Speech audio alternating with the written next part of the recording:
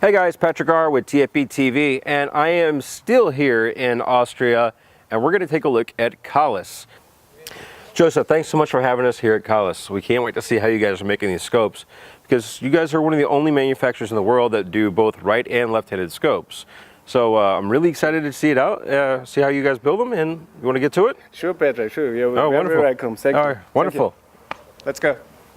All right, guys, so we're inside of Kahles, and they kind of gave us a rundown about the building. They started building in 2011, and they asked each one of their 50 employees what they wanted to work the best possible way they could and produce the best optic they could. So they broke ground again in 2011, and in 2012, they opened the facility. They had a 5-minute walk previously at the old facility. All 50 employees did, and they've now make an hour-and-a-half commute. Some of them do. They kept every single employee, which I think really speaks to what Kahles is about.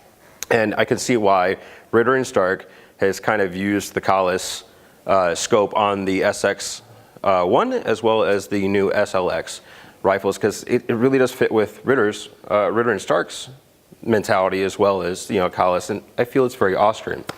So let's kind of get after it and see what else I've got. All right, so our first stop on the Kahles factory tour is the metal storeroom, because this tube right here, well, this piece of bar stock that I'm holding in my hand, will probably end up turning into one of their 1-to-6 scopes. So they keep it in a temperature-controlled area, and they do that so that the metal doesn't deform, and they don't get any strange, waves in the metal, because they told me they were working with a tolerance of like 1 micron, which is really, really, really, really precise. So it goes from what you see behind me, these long tubes, down to something about this size, where they cut it to the size necessary to be machined into the scope body. And they go from here to a de-stressing process that they kind of explained, but I don't fully understand, so I'm not going to lie to you about it. But the idea being to produce the most consistent stock that they can start the machine process with that they possibly can. And again, it's a very Austrian way of thinking about things. So let's continue on to the next step. All right, so now that we've seen the metal storeroom, we're over here at the first milling process, and that's where they take this piece of bar stock, chuck it in this 5-axis CNC machine, and in 2 processes, they mill it down to the scope body that we know. So the first step looks like this, and then it's not handled by anybody, it just kind of goes, it gets turned into this, which will end up being a 1-to-6 that frankly, I think it's just a beautiful piece of machine work. Okay, so the machine behind me here is going to take bar stock and machine bar stock into this part here. Now they tell me that if you hold this piece in your hand for a few minutes like this, that it'll change the dimensions of the aluminum so much so that when they go to cut this slot here, that it'll create issues later when the scope's assembled and cause binding issues later on. So temperature control and providing like a nice place to keep the material as well as working is very, very important. Like I said, if that slot is even a micron off, they tell me that it could cause serious issues with the scope down the line.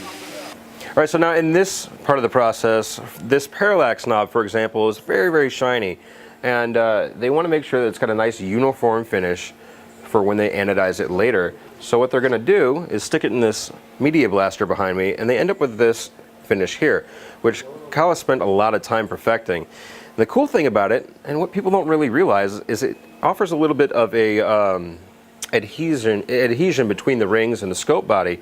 So maybe if your rings aren't exactly perfectly tight, a Kahles scope might stay in place, whereas maybe other ones might slip a little bit. They did this because in Europe, a lot of the gunsmiths are using glues and things of that nature to put the scope into the rings on the rifle, because they don't really use Americanized scope rings like we would think. Now, in the States, we're just using a clamping force, whereas, like I said, they're using a glue here in Europe. And with this surface that Kahles has developed, it's not really necessary to use the glue, according to them, which is pretty cool, I think. So after this, it goes from this step, after it runs in this giant machine, to anodization, and then, kind of get a more finished looking product. Now, Kahles does all of their engraving in-house with a specialized machine that cuts a unique letter shape into the ocular piece, or the elevation and windage adjustment knobs, or even that parallax adjustment knob. They all get this specialized care. And it's not quite like the letters that you find in that trophy you got at last year's Christmas party for being the dumbest employee in the office, or the tryout cheerleading trophy that your son got. But these have kind of a shape to them that allows that letter to appear sharp and clear. And you can kind of see how beautiful that engraving is. All right, so it's reasonably dark in here and pretty quiet because these employees behind me are focusing on their job very, very closely, because they're taking all those parts that we see made out there, putting into this little tube, and this one's capped off because it's complete. But it's super, super delicate work, and you see them wearing a lab coat, and obviously we've joined Team Kahles, because dust and contaminants and things of that nature are very dangerous to the optic process. If any dust gets in here, it's amplified by the lenses, and the scope would be ruined for the consumer.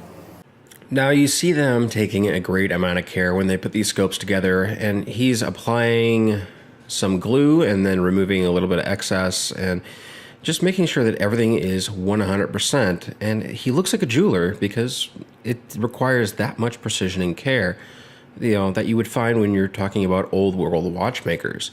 And now that he's got this kind of put together, we'll see what goes into making sure that the glass is clear before it gets assembled like this.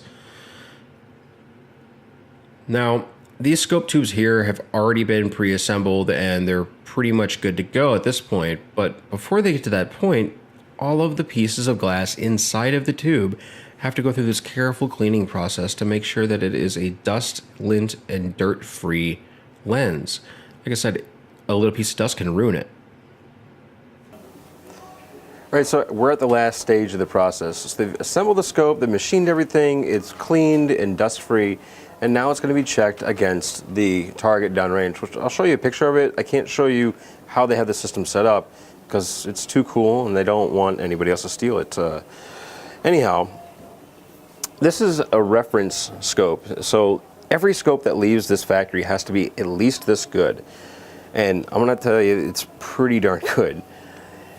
This machine you see behind me is used to go ahead and simulate any range, well, possible. But they do have presets in 100 and 200 yard or meter increments, from 30 meters all the way out to 800 meters.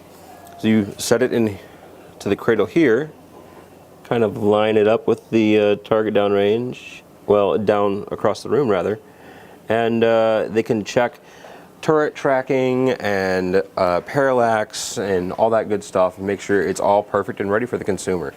And I'm gonna say it's probably one of the coolest final QC checks I've seen yet, and I've seen some pretty cool ones.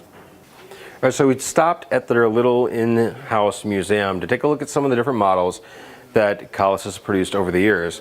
And I've got one of the first ones in my hands that bared the Kahles name on its own, and that is a Migden 4-power scope that was produced in 1908. And the clarity on this isn't really that bad. I mean, the fact that they were able to produce something like this, way over 100 years ago, that is as clear as it is nothing short of amazing. So now, like I said earlier, Kahles is notable because they were one of the first to produce a rifle scope like we think of rifle scopes today. There was another guy, I understand, that was from the US, but it wasn't quite as you would expect. So the box I've got in my hand here is actually the box it would have been delivered in. This is the retail packaging, I guess. But unfortunately, during the Second World War, the original Kahles factory was bombed because obviously there was some disagreements in the region, and they weren't left with much of their company history left. Thankfully, they've been able to piece together scopes and retail packaging and whatever have you, and get kind of an idea as to the progression of the company and where they came from. All right, guys, so that's it for our tour of Kahles.